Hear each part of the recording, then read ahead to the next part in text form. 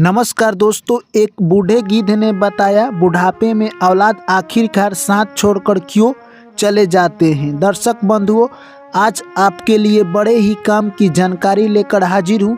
इसलिए आज की वीडियो आप सभी दर्शक बंधुओं से मेरी हाथ जोड़कर गुजारिश है कि इस वीडियो को आप लोग पूरा सुनिएगा। दर्शक बंधुओं, बुढ़ापा तो एक दिन सभी पर आएगा, क्योंकि जो आज बालक है वो कल युवा बनेगा और परसों वो जवान होगा और आगे चलकर उसे मजबूरी में बुढ़ापा स्वीकार करना ही पड़ेगा।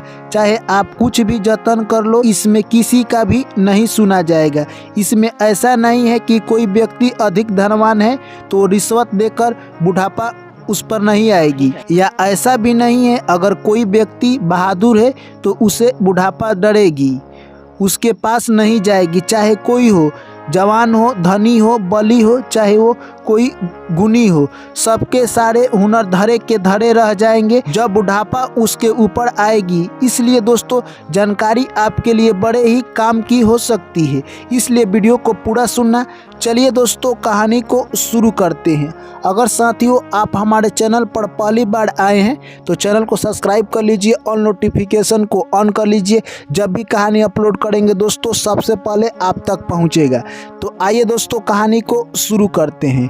दोस्तों, एक प्यारा सा जंगल था। उस जंगल में एक बहुत भारी यानी कहे तो बहुत बड़ा बरगद का पेड़ था।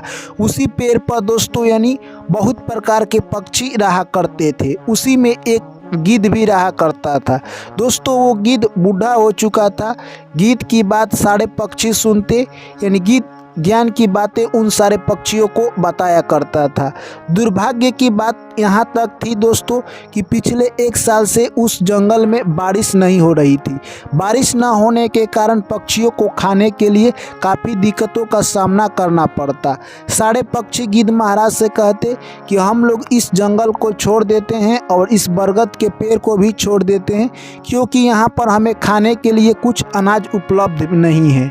यह बात सुनकर गिद्ध बोलता है कि तुम लोग मत घबराओ, क्योंकि ये बरगद का पेड़ पर हम लोग बचपन से ही अपना पूरा जीवन यहीं पर काटे हैं। इस पेड़ पर हम लोग बचपन में खेले कूदे और बड़े हुए हैं और यहीं पर अपनी जवानी पूरी बिताए हैं, और बुढ़ापा में हम इस पेड़ को छोड़कर कहाँ जाएंगे।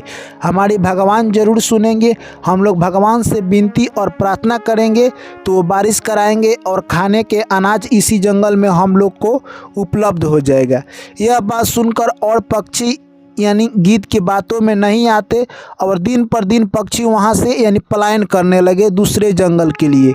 गिद्ध यह सब देखता रहा और अंतिम कुछ पक्षी बच गए थे, जो कि गिद्ध से फिर रिक्वेस्ट करते हैं कि हे गिद्ध महाराज, आप भी हमारे साथ दूसरे जंगल में चलिए, वहीं पर हम लोग खाएंगे और रहेंगे।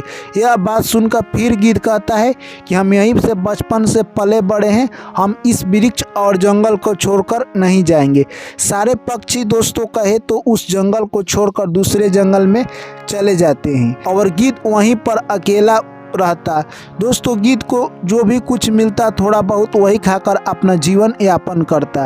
एक दिन बहुत सारे पक्षी आते हैं दूसरे जंगल से और गिद्ध को कहे तो यानी बलजोड़ी यानी कहे तो ज़बरदस्ती उसको वहां से लेकर चले जाते हैं और ले जाकर एक दूसरे जंगल में एक वृक्ष पर गिद्ध को रखते हैं। गिद्ध वहीं पर फिर रहने लगा। दोस्तों, उसका मन वहाँ पर नहीं लगता, उसको उड़ान भी नहीं होता कि पहले जगह पर आए, पर दिन भर दोस्तों वो गिद्ध अपने पहले वाले जगह की तलाश में खोया रहता। बहुत सारे पक्षियों के साथ वहीं पर गिद्ध रहने लगा। एक दिन की बात है, वहाँ पर भी दोस्तों अब पिछले 6 महीने से बारिश नहीं हो रही थी। अब वहाँ पर भी धीरे धीरे यानी कहे तो अनाज की दिक्कत यानी कहे तो पक्षियों को खाने के लिए दाना की दिक्कत आने लगी, और जो बहुत सारे पक्षी थे उनके बच्चे यह सब दिक्कत को यानी कहे तो सामना कर रहे थे। वो अपने माता पिता से बोलने लगे कि हम लोगों को इस जंगल को छोड़ देना चाहिए। दोस्तों, क्या हुआ कि जो पक्षी गिद्ध को बोल रहे थे पहले वाले जंगल में कि इस जंगल को हमको छोड़ देना चाहिए, उनके बच्चे अब उनसे बोलने लगे उस जंगल में कि इस वृक्ष और इस जंगल को हम लोगों को छोड़ देना चाहिए, क्योंकि यहाँ पर खाने के लिए हमें कोई अनाज उपलब्ध नहीं है। यह बात सुनकर उनके माता पिता काफ़ी दुखी हुए। कहे तो दोस्तों वही पक्षी दुखी हुए जो कि गिद्ध को पहले जंगल से दूसरे जंगल जाने के लिए कहते। यानी वहाँ पर उनके बच्चे चले जाते हैं दूसरे जंगल में, और जो पक्षी गिद्ध को कह रहे थे कि आप इस जंगल को छोड़ दीजिए, वो काफ़ी उदास रहने लगे अपने बच्चे के जाने के बाद। दोस्तों, बहुत माना करने के बाद भी उनके बच्चे नहीं माने और वो जंगल और उस पेड़ को छोड़कर चले गए।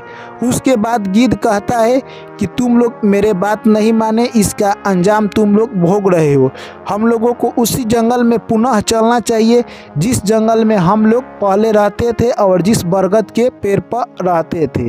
यह बात सुनकर उदास पक्षी बोलने लगे, ठीक है गिद्ध महाराज, आप जो कहेंगे आज से हम लोग वही करेंगे।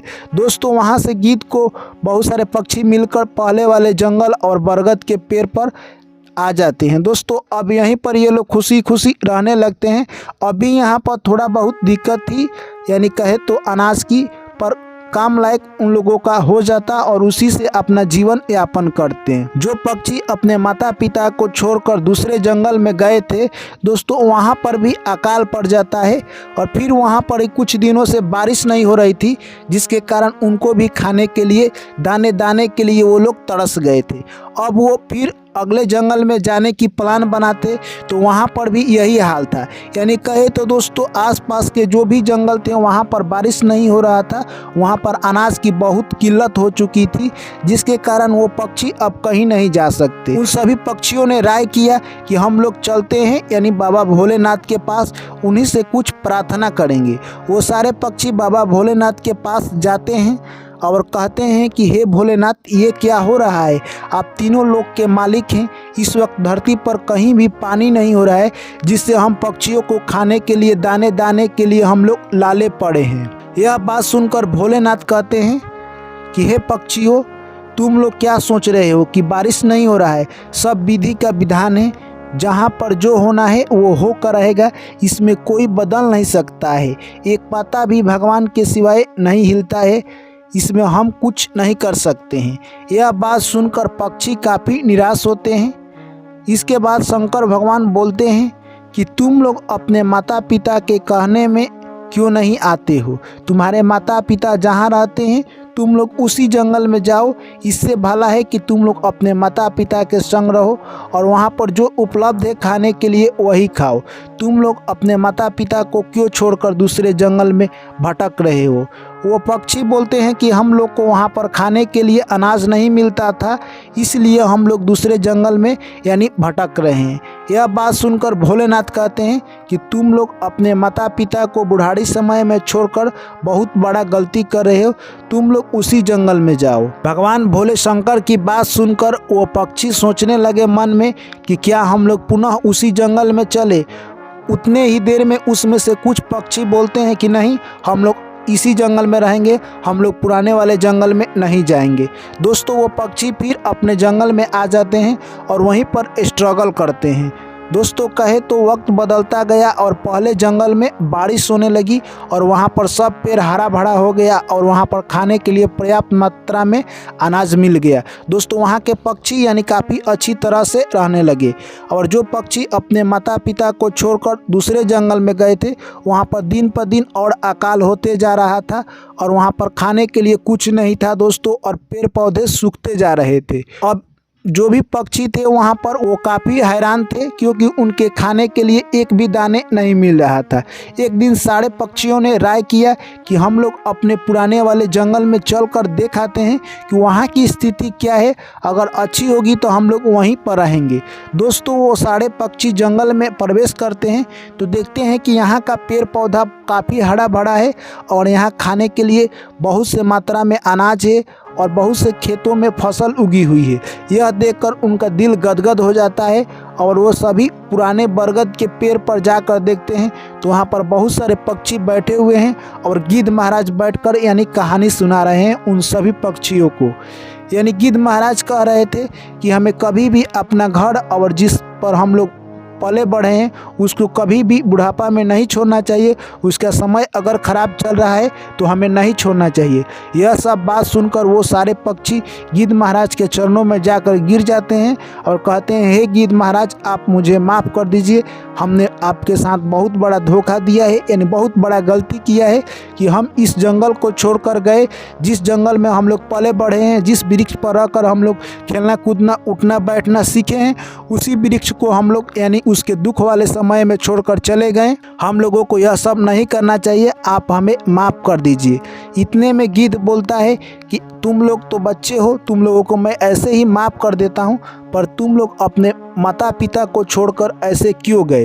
यानी तुम्हारे माता पिता बूढ़े हो चुके हैं और तुम उन लोगों को छोड़कर क्यों गए? ये बात तुम लोगों को कहाँ तक समझ में नहीं आती है। ये सब बात सुनकर सारे पक्षी गिद्ध महाराज और अपने माता पिता से यानी माफ़ी मांगने लगे। तो दोस्तों, इस कहानी से हमें क्या सीख मिलती है? यानी दोस्तों, इस कहानी से हमें यही सीख मिलती है कि जिस जगह पर हम जन्मे पले बढ़े हैं, उस जगह को हमें उसका समय अगर ख़राब चल रहा है तो हमें छोड़कर नहीं जाना चाहिए। जिस तरह गिद्ध अपने ही जगह और अपने ही पेड़ पर रहा और उसका जब तक अच्छा दिन नहीं आ गया तब तक इंतज़ार किया, उसी तरह ठीक दोस्तों हम लोगों को भी अपने माता पिता को छोड़कर यानी जब हम लोग कामयाब हो जाए तो दूसरे जगह नहीं जाना चाहिए। हमें भी उसी जगह पर रहना चाहिए जिस जगह पर हम लोग जन्मे पढ़े लिखे हैं, यानी उस जगह से हमें लगाव रखना चाहिए। इस कहानी का सारांश यही है मेरे दोस्त कि कभी भी हमें अपनी पुरानी यादों को नहीं भुलाना चाहिए जिससे हम आगे बढ़े हैं, यानी हमें उन्हें याद रखना चाहिए और हमें पुराने रिश्ते को निभाते रहना चाहिए। तो दोस्तों, ये कहानी आप लोगों को कैसी लगी कमेंट करके हमें ज़रूर बताएं। वीडियो को लाइक कीजिए, दोस्तों के साथ शेयर कीजिए और जो भी साथी पहली बार आए हैं तो चैनल को सब्सक्राइब कीजिए और नोटिफिकेशन को ऑन कीजिए। चलिए दोस्तों, आप लोग से फिर मिलते हैं अगली कहानी में। तब तक के लिए सभी साथियों एवं मेरे प्यारे भाई एवं बहनों को मेरा प्यार भरा नमस्कार। जय श्री कृष्ण, राधे राधे।